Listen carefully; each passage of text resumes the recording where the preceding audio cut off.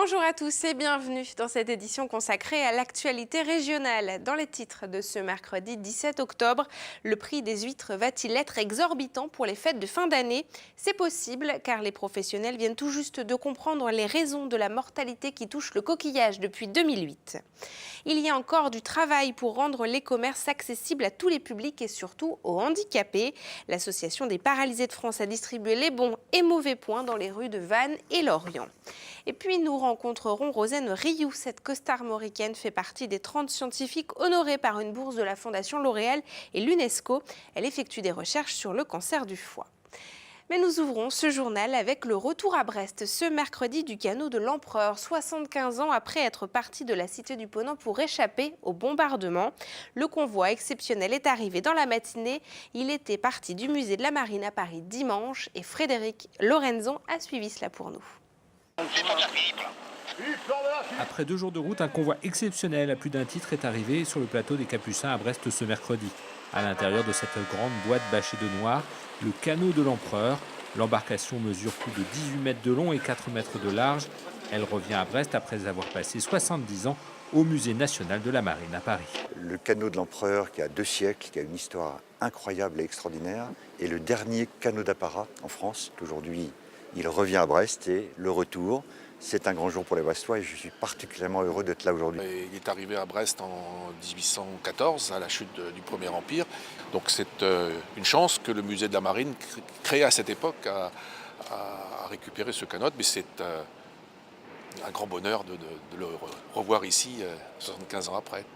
Avec d'infinies précautions, l'imposant colis de 17 tonnes a été introduit dans une des nefs du plateau des Capucins. Quelques Brestois étaient venus assister à l'opération. Il a tout de suite le beau temps brestois pour l'accueillir. Puis ouais, on connaît un peu l'histoire, qu'il a été utilisé qu'une seule fois, construit en 21 jours. Rien que pour la manœuvre déjà qui est très impressionnante, et puis pour le retour très symbolique. Après 2 heures de manutention délicate, le canot entre enfin dans la nef des Capucins. Le canot impérial ne sera pas visible avant 3 mois. Il doit s'adapter à l'hygrométrie de son nouvel environnement. Suivra la restauration qui n'est pas encore chiffrée, mais le musée en appelle déjà à la générosité du public brestois. Le contexte financier de 2018 n'est plus le même qu'à l'époque napoléonienne pour les canots d'apparat. Et nous passons à présent à votre chronique La Bretagne en 5 infos préparée aujourd'hui par Jérôme Gallo. La Chambre régionale des comptes épingle Vinci et la CCI dans un rapport qui sera publié ce jeudi.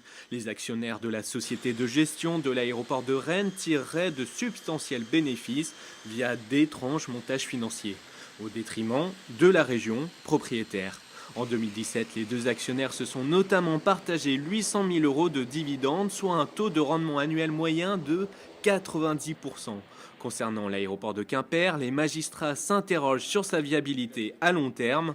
Entre 2012 et 2017, sa fréquentation a diminué de 20%.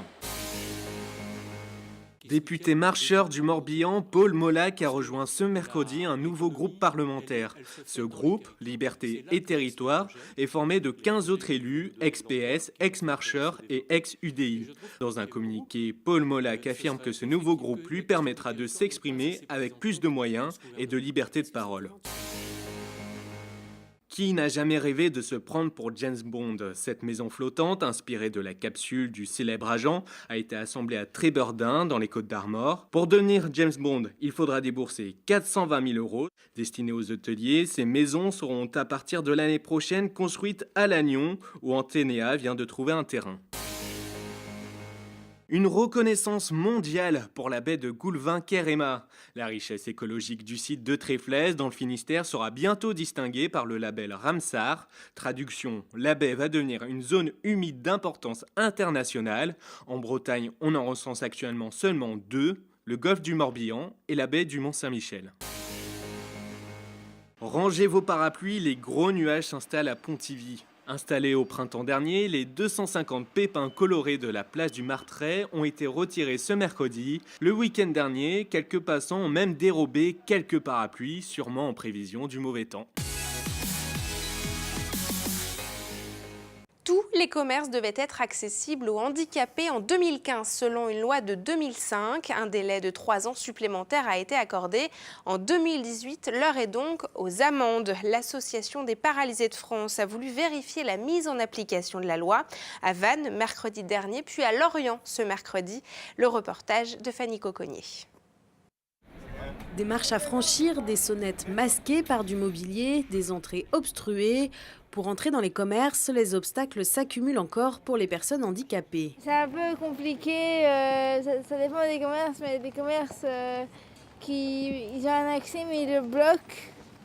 Et ça, je trouve pas ça normal.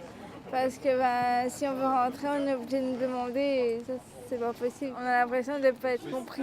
Une dizaine d'adhérents de l'Association des paralysés de France ont constaté les aménagements réalisés ou non et attribué de bons ou mauvais points au commerce. Cette opération permet aux personnes handicapées d'échanger avec les commerçants et de leur rappeler leurs obligations légales. Depuis 1975, nous avons été plutôt sympathiques et à l'écoute et en attente que l'accessibilité soit pleine et effective.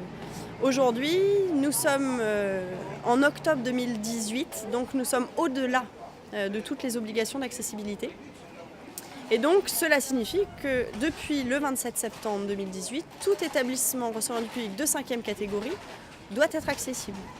Aujourd'hui, ce n'est pas le cas. Certains commerçants s'abritent derrière les contraintes des bâtiments de France ou la gestion du quotidien pour expliquer leur retard. L'accès handicapé, c'est quelque chose qui a toujours été installé sur le magasin de Vannes. Après, c'est de garder l'accès accessible qui est plus compliqué dans la pratique du quotidien. À Vannes, 24 commerces ont été visités, 9 ont donné satisfaction, 8 ont obtenu un carton orange et 7 un rouge. Des constats qui incitent de plus en plus les personnes concernées à formuler des recours en justice.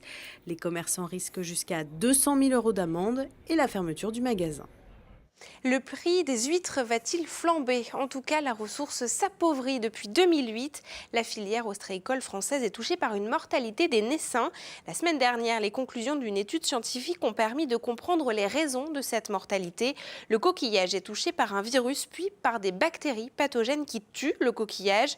Au 34e Salon national de la conchiliculture qui se tient ce mercredi et ce jeudi à Vannes, Philippe Le Gall, le président du comité régional et national conchilicole, nous en dit plus sur les conséquences pour la filière. Il répond à Fanny Coconnier. Les scientifiques ont démontré le cheminement et le comportement des mollusques dans ce cadre-là, Mais autrement, ça n'a pas. Pour nous, on n'a malheureusement pas de changement parce que les produits, on est dans un milieu qu'on ne peut pas contrôler. On ne peut pas traiter la mer, on ne peut pas traiter les huîtres. Le temps de recherche, de la recherche et nous, notre temps économique, c'est pas toujours le même. Donc on a déjà trouvé des solutions. C'est-à-dire qu'on a remarqué que les pathogènes interviennent entre 16 et 24 degrés. Il y a deux solutions, soit on chauffe l'eau plus ou on la refroidit. Donc depuis déjà plusieurs années, des collègues qui travaillent l'été refroidissent l'eau de manière à ce que le coquillage ne soit pas perturbé par les pathogènes. La dernière saison, elle était comme d'habitude, malheureusement. C'est-à-dire qu'on a toujours des mortalités. Dans le Morbihan, on s'en est relativement sorti. Par contre, au niveau national, on a un manque d'huîtres. Et je pense que pour Noël, ça sera juste. Et puisque l'on parlait recherche scientifique, voici d'ailleurs le portrait d'une jeune chercheuse costarmoricaine. Rosanne Rioux, originaire de Planquette, a été récompensée il y a quelques jours par la Fondation L'Oréal et l'UNESCO pour ses recherches sur le cancer du foie. Le prix vise à mettre en lumière les femmes scientifiques, souvent minoritaires dans ce milieu. Mathilde Kemener l'a rencontrée. Je te revois il y a 17 ans. Anciens professeurs, anciens collègues ou tout simplement habitants de la commune, les messages de félicitations et de soutien affluent. Cette jeune chercheuse vient d'être récompensée par la Fondation L'Oréal et l'UNESCO pour ses recherches sur le cancer du foie. Elles étaient 900 candidates. Je rencontre le maire jeudi et donc quand j'ai eu sa secrétaire, elle m'a dit mais vous vous rendez pas compte de l'impact que ça a à Planquette, parce que c'est vrai que c'est une petite commune, donc je pense que d'avoir quelqu'un qui est parti à Paris et qui a ce prix-là, et qui défend un peu la cause des femmes en sciences, donc c'est chouette. Au niveau mondial, selon l'UNESCO, 28% des chercheurs sont des femmes et elles occupent seulement 11% des hautes fonctions académiques en Europe. Alors cette fondation vise à augmenter leur nombre dans ce milieu. J'ai fait parcours classique jusqu'à la licence donc, de biologie master. Donc là, il y avait énormément de filles. Et en fait, c'est quand on monte les échelons que là, on se rend compte qu'effectivement, il y a un certain brassage et qui est plus favorable aux hommes qu'aux filles. Après, quand on parle avec d'autres sciences, donc sciences, les maths, l'informatique, etc., là, c'est beaucoup plus compliqué. Et là, il y a même des propos sexistes assez en congrès ou des choses comme ça, même des remises de prix où les gens disent « mais vous êtes vraiment... Est-ce que vous vous sentez légitime ?» Enfin, c'est une question qu'on pose jamais aux hommes, alors que les filles, oui, oui. Pour soutenir cette jeune chercheuse, la Fondation lui a décerné un prix de 15 000 €, une bourse qui lui permet d'envisager un poste aux États-Unis. Elle est désormais en contact avec un laboratoire à Boston et à Chicago. Et puis loin des laboratoires de recherche, c'est une autre pédagogie que propose Julie Ricard à Plonéis. Elle a ouvert en avril la première Forest School de Bretagne. Autour d'un feu de bois, elle propose chaque mercredi et chaque samedi d'apprendre à travers la nature. Sophie Lecroisier s'est prêtée au jeu. Puisqu'aujourd'hui c'est le thème des animaux, ce que je vous invite à faire, c'est de trouver un animal qui commence avec le même son que le début de votre nom. Bienvenue à la Forest School, autour du feu. Chaque mercredi matin, Liwen, Mohandas et leurs camarades se retrouvent pour 1h30 d'ateliers pédagogiques en pleine nature. Chasse au trésor, confection d'objets, jeux d'agilité, les enfants sont stimulés, invités à découvrir et toucher la nature en toute liberté. On protège ce que l'on aime. Donc éduquer nos enfants à l'environnement, bien sûr, c'est valide et c'est super important. Les coulisses, c'est le développement de la confiance en soi, c'est tout ce qui est la prise de risque, donc accompagner nos enfants pour prendre certains risques mesurés et donc booster leur confiance en soi, leur capacité à explorer, leur capacité à coopérer. Ce concept de pédagogie par la nature est hérité des pays scandinaves. Depuis plus de 40 ans, il se développe et le voilà arrivé depuis quelques mois en Bretagne. C'est une toute première. Julie, institutrice de formation, et sa famille ont choisi ce site de 3 hectares à Plonéis pour y créer leur projet de vie. Forêt, prairies, ruisseaux, tout y est pour renouer avec une nature accueillante. Le respect de soi-même et puis des autres. Ici, on apprend à vivre collectivement dans le respect et l'écoute de chacun. Oh, je partage plein de choses avec mon petit-fils, c'est vraiment formidable. Je m'amuse autant que lui. Les enfants ont beaucoup d'idées et ça étonne aussi les grandes personnes. La nature est un terrain de jeu et d'apprentissage privilégié. Chaque mercredi et samedi, Julie Ricard et son équipe accueillent les enfants de 0 à 13 ans. Des ateliers en anglais sont également au programme. Et c'est ainsi que l'on referme cette édition. Ce soir, dans votre magazine L'Instant T, Xavier Patrijon vous parle du festival Combat consacré au court-métrage et qui va se dérouler à Josselin. Retour aussi sur le travail de la maison d'édition bretonne Cobb Braze. Vous retrouvez votre magazine L'Instant T à 19h15 et à 23h15 et en replay sur les sites internet de TB Sud et de TBO. Merci à vous de votre fidélité. Je vous retrouve demain pour un nouveau journal préparé par nos rédactions. Je vous souhaite une très belle soirée sur nos antennes. À demain.